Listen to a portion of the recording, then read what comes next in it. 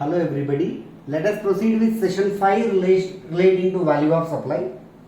Provisions relating to determination of value of second hand goods where rule 32 sub rule 5 is applied. Up to the previous sessions we have taken rule 32 sub rule 4. Now we are proceeding with rule 32 sub rule 5. So whenever somebody is involved in the sale of second hand goods, then how to determine the taxable value? In that, taxable value of used goods or second hand goods after minor processing which does not change the nature of the good. For example, I am purchasing some furniture.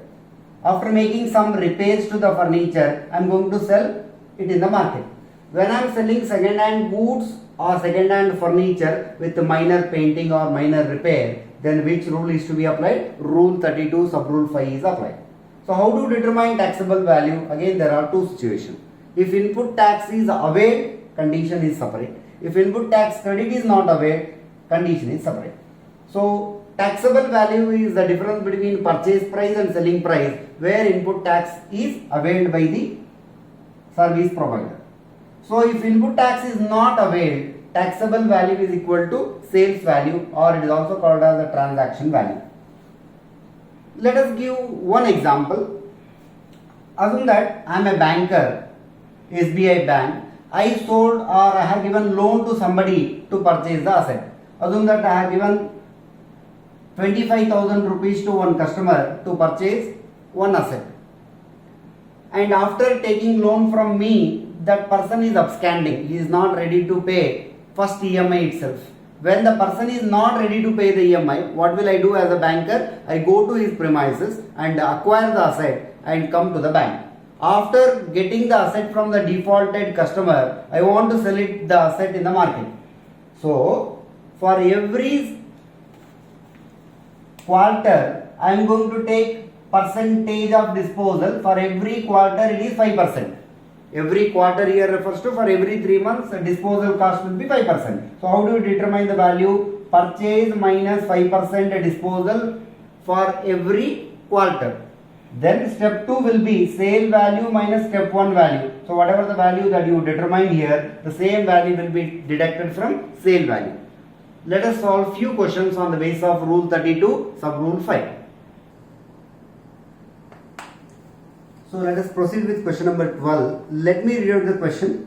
ABC Company Limited, a registered person under GST, being a dealer with second hand goods. XYZ Company Limited supplies washing machine to a consumer in Karnataka for a selling price of rupees 25,000. The used washing machine was purchased for 20,000 rupees from a registered dealer in Mysore on CGST and SGST at rupees 1,400 each, which was charged GST rate applicable to washing machine at the rate of 18%. If input tax credit is available, if input tax credit is not available, compute the taxable value of GST liability. So there are two situations given here. What is the sold value? 25,000. What is the purchased value? 20,000. What is the GST applicable? 18%. Let us focus. Solution. Determination of GST liability. So there is a situation 1, ITC is availed.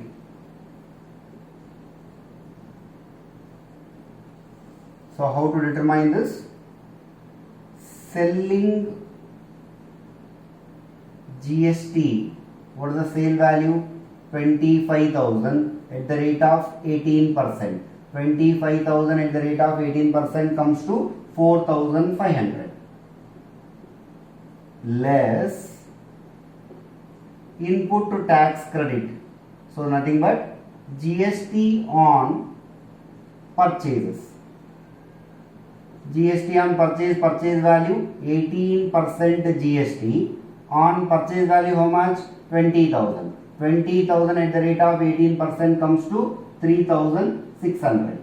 So 4,500 minus 3,600. Total net GST payable will be difference of sale GST and purchase GST. 4,500 minus 3,600.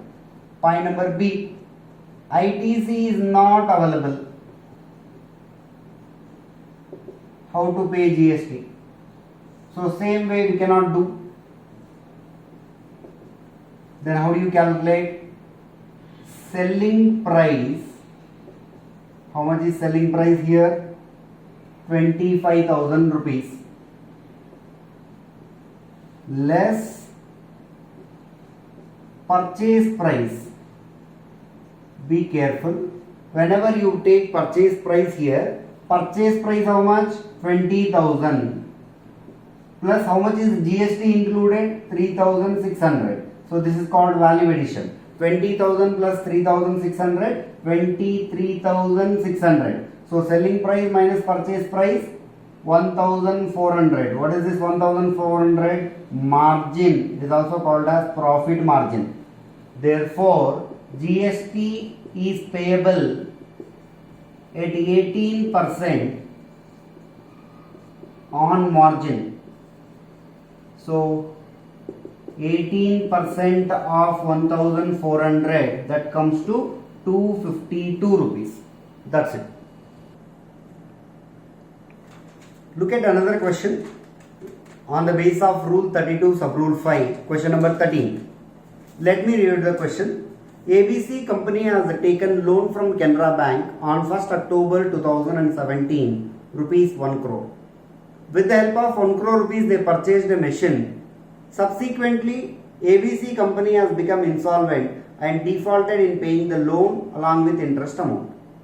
So, Canara Bank repossessed the machine on 1st April 2018 and sells it on 15th June 2018.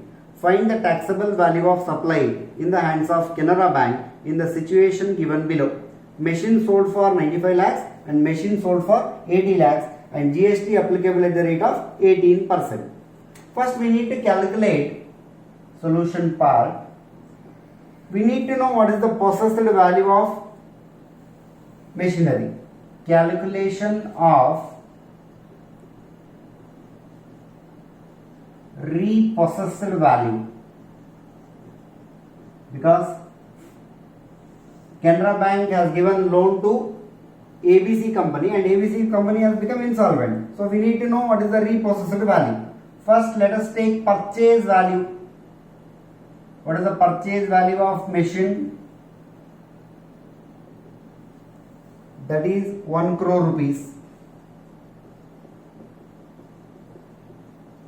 Less disposal percentage. So how do you determine disposal percentage? I already have told you, for every quarter there is a reduction of 5%. So look at the loan given date. When the loan is given, 1st October 2017 loan is given. Again when the asset is sold in the market, 15th June 2018 it is sold in the market. Count how many quarters are there. October, November, December 1 quarter, January, February, March another quarter, April, May and June another quarter. How many quarters are there? 3 quarters. So 3 quarters into 5% disposal for every quarter, per quarter. So 3 quarters into 5%, that is 15%. So in 1 crore when you remove 15%, what is remaining? Repossessed value is equal to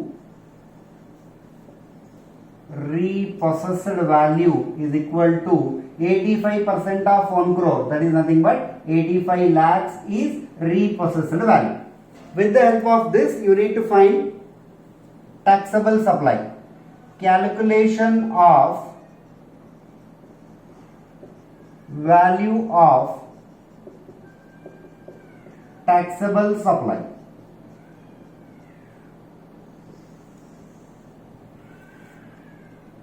So you need to determine it in two situations. When the asset is sold for 95 lakhs and other situation where the asset is sold for 80 lakhs.